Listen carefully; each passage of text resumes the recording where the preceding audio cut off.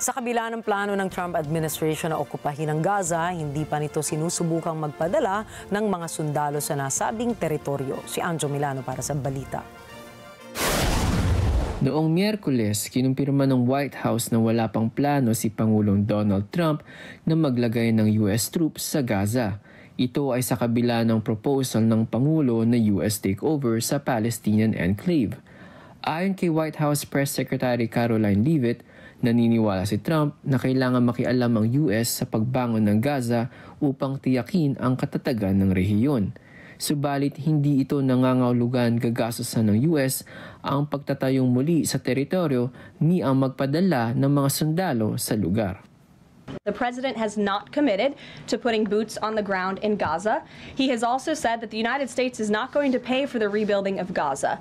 His administration is going to work with our partners in the region to reconstruct this region. And let me just take a step back here, because this is an out-of-the-box idea. That's who President Trump is. That's why the American people elected him.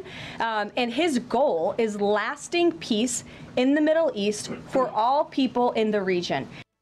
Dagdag ni Leavitt, marapat na tanggapin pansamantala ng mga bansa sa rehiyon ang Palestinians habang dumadaan sa rekonstruksyon ang Gaza. Made it clear that he expects these nations in the region to step up and to accept Palestinian refugees who will be temporarily relocated for the rebuilding of Gaza. As for whether Prime Minister Netanyahu was aware before the president's remarks, he was indeed. I wasn't present for that reaction. But again, this is something the president has been socializing and thinking about for quite some time.